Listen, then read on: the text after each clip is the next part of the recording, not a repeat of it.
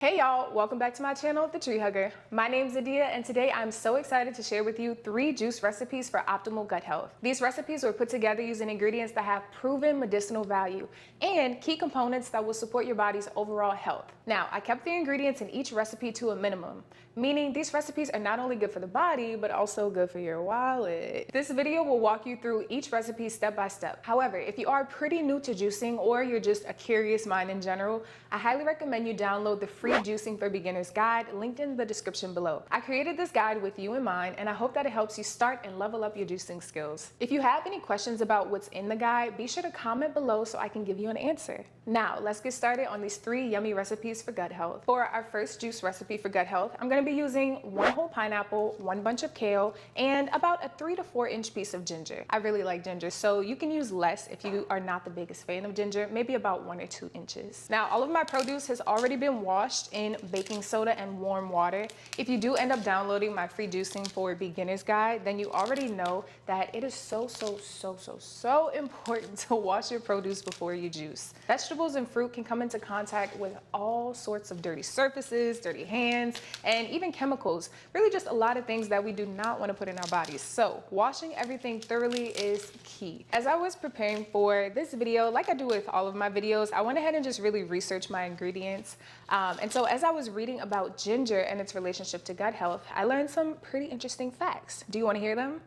Okay, perfect, because I was going to tell you anyways. So like I said, today's recipe uses ginger, which has actually been used for thousands of years in traditional medicine, especially in China and India, treating everything from nausea to inflammation. What's really interesting is that modern science has actually backed a lot of those ancient uses. For example, one study that I read found that ginger contains a compound called gingerol, which is known to soothe the digestive tract and reduce nausea. You know, they say the gut is like the second brain, and if you've ever taken ginger shots in the morning, then you probably know this is true. It might sting a little bit going down, but the way my energy just perks all the way up after a ginger shot in the morning, like ginger is really magical. Today's recipe also uses pineapple, and y'all, I actually think I might be allergic to pineapple. I'm not sure, but my mouth does itch every time I eat it. I used to think this was just normal until I found out that not everyone experiences that. It doesn't make my throat itch or anything though, so I feel like it's fine. I don't know. How do you feel when you eat pineapples? Is that a normal reaction? Pineapples do contain bromelain, which is a natural digestive enzyme that helps to break down proteins. That's why you often might see pineapple used in a recipe as like a meat tenderizer in certain culinary dishes. I hope that's not why it makes my mouth itch. Bromelain is a great digestive support, and it can actually be found in a lot of supplements that treat things like muscle soreness. So pineapple is not only delicious, but has like a really strong medicinal value as well. I think that's actually one of the coolest things about fruits, vegetables, and herbs is that they provide so much of what our bodies already need to be healthy. So they're not only food, but also medicine. And my final ingredient, which I'm juicing now, is kale. Now, if you've seen some of my past videos, then you probably know I am not the biggest fan of juicing leafy greens. And it's really because once leafy greens are turned into a pulp, there's such a pain in the butt to clean out of a juicer, no matter if you're using a masticating or a centrifugal juicer. And the second, slightly less personal reason is that leafy greens in general, they just really lack water content in comparison to just about every other fruit or vegetable you can put inside of a juice. I mean, of course, your lettuces are gonna have more water content than something like kale, but if I'm spending my hard-earned dollars on juice ingredients, then I wanna get as much juice as possible out of them, you know what I mean? But alas, this recipe is in fact using kale because it is absolutely packed with vitamins and the flavor really blends well with pineapple and ginger. Also, in the fall, I'm gonna be growing my own kale in my garden for the first time, and I cannot wait to show y'all how cool it looks. So I'll have like a self-replenishing source of kale, and maybe that'll make me a little less salty about using it in my recipes, even though it produces the ittiest bittiest amount of juice. In just a second, I'll wrap up juicing this and I will show y'all just how little juice it actually produces. But we're gonna give her time to shine right now because kale is really a powerhouse of a food. And I particularly love to eat kale, not so much juice it, especially in something like a homemade Caesar salad with fried oysters. If you've never had that before, then I might just have to make y'all a video on how to make it at home. I feel like sometimes kale has that reputation for being the one healthy vegetable that most people pretend to like, but they don't actually. But I think kale has really earned her keep because of the sheer amounts of ingredients it contains. Kale is packed full of vitamin K, vitamin A, calcium, and fiber. And while some of those nutrients are lost in the juicing process, many of them are actually retained, especially if you're using a juicer like the Nama J2 cold press juicer that produces minimal heat when extracting. Oh, this pineapple is perfect.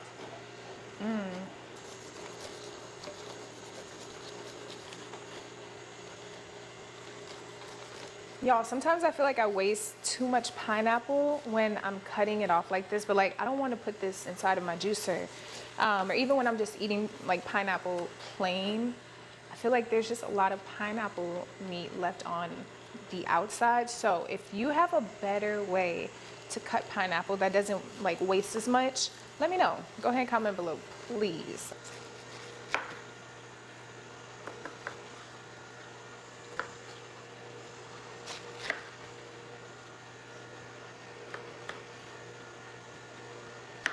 Before I juice the pineapple, I just want to show y'all, I was not being dramatic. This one entire fluffy bunch of kale made this much juice, which is like, I mean, it's moving around, but this is like hardly 8 ounces. So, I mean, I guess it works well if you're making a smaller batch of juice, but if you're really looking to batch juice and have an amount that's going to last you several days, just don't have your hopes up high to get a lot of juice out of your kale. Unless, I mean, you just have like buckets of kale, then you're probably good to go. But if you're only working with 1 or 2 bunches, you may not end up with more than a half or 1 complete serving of juice. And I have a little discard bag next to me right here. So this is where I'm just gonna be saving all those pieces of the produce that I don't use. These are really great for composting. And then I'll show you at the end of the video what I'm gonna do with all the leftover pulp. Here is the final product. That recipe gave me, let's see, that's liters, about 1 liter of juice, which is just under 40 ounces of juice. So if we're working with like a 16-ounce daily juice serving, then that means this batch of juice will last approximately 2.5 days if you're drinking 1 serving of juice per day. If you're enjoying this video so far, make sure you hit that like button and don't forget to subscribe if you haven't already, but I know you did. So give it a little stir. Then I'm gonna do a taste test.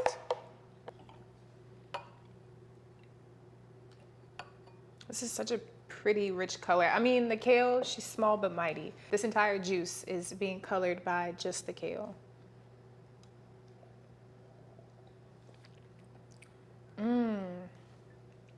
Now that is a good juice. Okay, my friends, it is time to jump into our second juice recipe for gut health, a lovely green juice that combines celery, cucumber, and kiwi. This recipe is going to use 9 kiwis, 2 bunches of celery, and about 5 medium to large size cucumbers. So remember when I mentioned how I like to research all my ingredients? Well, this time around, I really went down a bit of a rabbit hole. I've made this recipe in the past, really just looking to have a good tasting juice, but I never looked that deeply into like what the health benefits are of this little combination. So it was kind of a fun exploration. And I learned that before celery was even used for culinary purposes, like way back in the 16th century, it was also used for medicinal purposes and even as part of funeral rituals. As with any fruit or vegetable, the part of the produce that you end up consuming and the way you consume it ultimately changes how it like interacts inside of our bodies. So celery stalk juice specifically supports gut health through hydration and providing digestive support. Celery is pretty much water in a vegetable form, and it's estimated that about 95% of celery is water by weight. So that provides really great hydration for the body, and proper hydration is really important for multiple functions, but especially digestion. Celery is also a great example of why one of the #1 tips in my free batch juicing for beginners guide is to always wash your produce. Not to gross you out, but one time I was prepping my celery for juicing and I'm peeling apart the stalk rib by rib. I see a freaking fly caught inside of the ribs and it just grossed me out so bad. I mean, good thing I like washed it and caught it, but celery and just the way it grows is especially prone to having dirt and bugs trapped inside of it. Just a little cautionary tale, y'all. Make sure you are properly and thoroughly washing all of your produce. And you don't have to do this step, but I do like to cut the ends seeds off of my celery. Really, I don't like the root part of it being inside of my juice. And I also remove all of the leaves. All of this is just going into my little compost bag, so it'll be repurposed in its own way. And because of the depth of my juicer, I also like to cut my celery ribs in half. If you have a larger juicer, you can probably just leave them whole and drop it right in. If you have a smaller juicer, you can chop it up even smaller, whatever works best for your juicer size. You just want to make sure that you're not gonna put a piece of produce in your juicer that is going to get it clogged up or be too difficult for your juicer to process. All right, and that's about at the max fill line. This one can't even fit in, so let's just get it started juicing. Kiwi is another one of those foods that actually used to make my mouth itch a lot when I was growing up, but I think I've grown out of what was most likely like a minor food allergy. It never stopped me though. I absolutely love kiwi. Kiwi is one of those fruit that I personally don't buy very often. They're kind of like those little strawberry candies or caramel candies that your grandma always seems to have in her purse or in her house, but you never actually see anyone buy them. That's kind of like what kiwi is for me.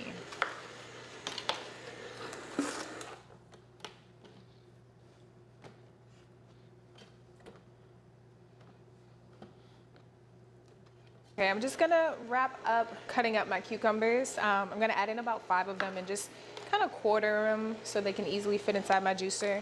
And from there, I'll do the taste test.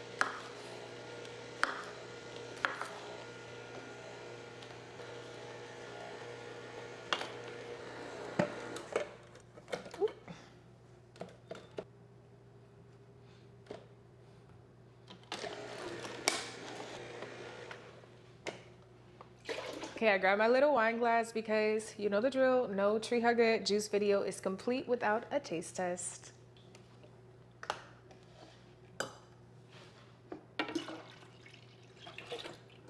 Give it a little twirl. Okay, close that up tight. Wine glass.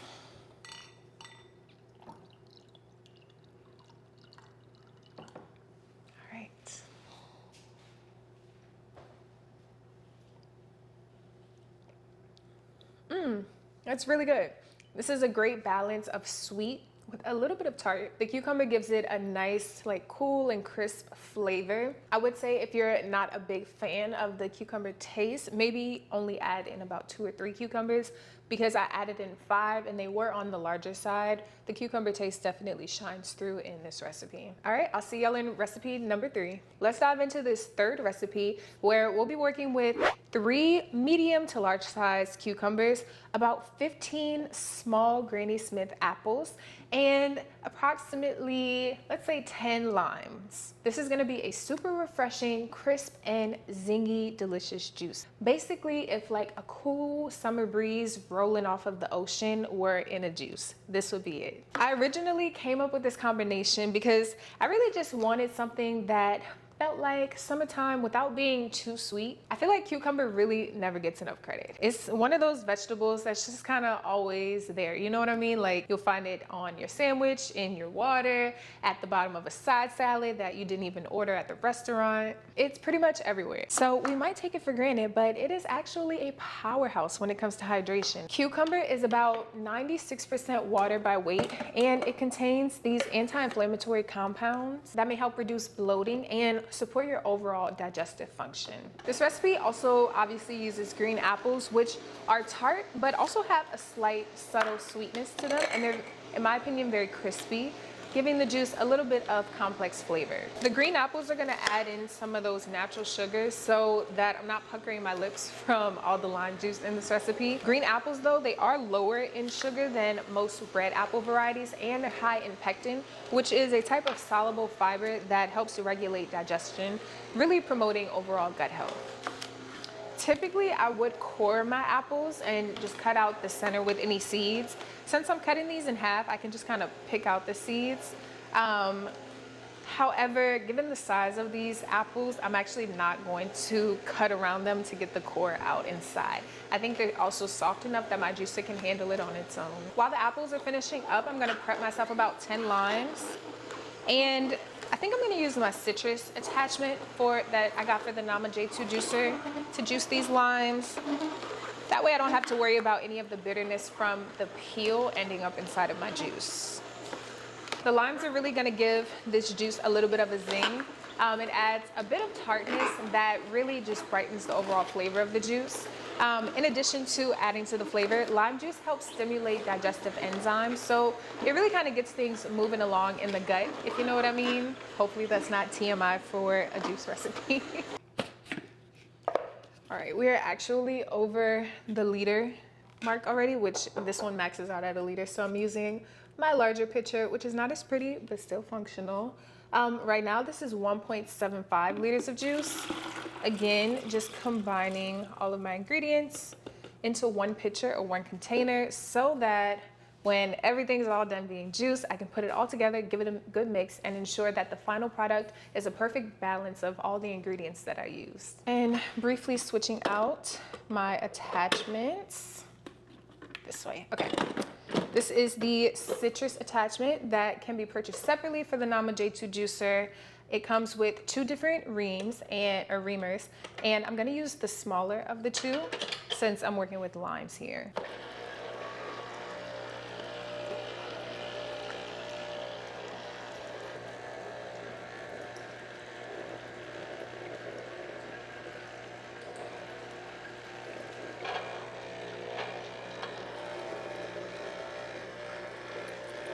All right, let's go ahead and combine what is mostly lime juice at this point.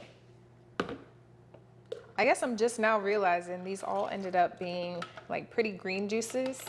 Typically I'll add in like some beets or carrots to my recipes, so I get a range of juice colors typically, but yeah, today we're going green, which is fine. That's my favorite color anyways. Don't forget to give it a little stir, get all those ingredients well blended. Even after I put my juice in the fridge for even like 20 minutes, I like to give it a little stir, a shake before I serve it, just to really get all those ingredients combined, but also to make sure that the natural separation that happens between any pulp and the liquid just gets blended back up. I don't know why, I feel like this one's gonna be my favorite.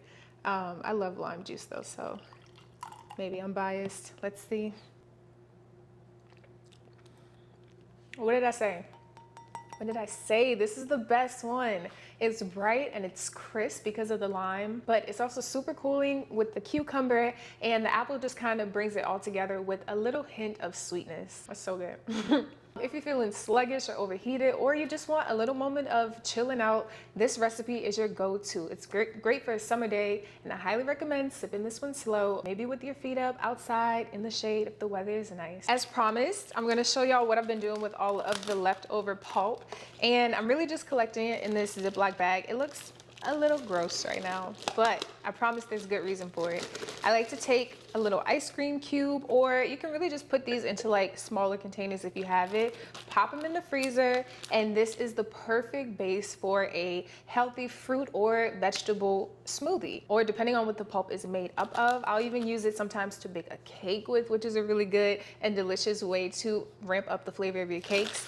I mean, you can get so creative. So if y'all have any other ideas on how to repurpose your leftover pulp, go ahead and comment below and let me know your thoughts. Thanks so much for watching today's video, y'all. If you try any of these 3 recipes, or if you try all 3 of them, comment below and let me know what you think. Which one was your favorite? Were they all nasty? I really hope not. I'm so sorry if they were. And make sure that you like this video and subscribe if you haven't already.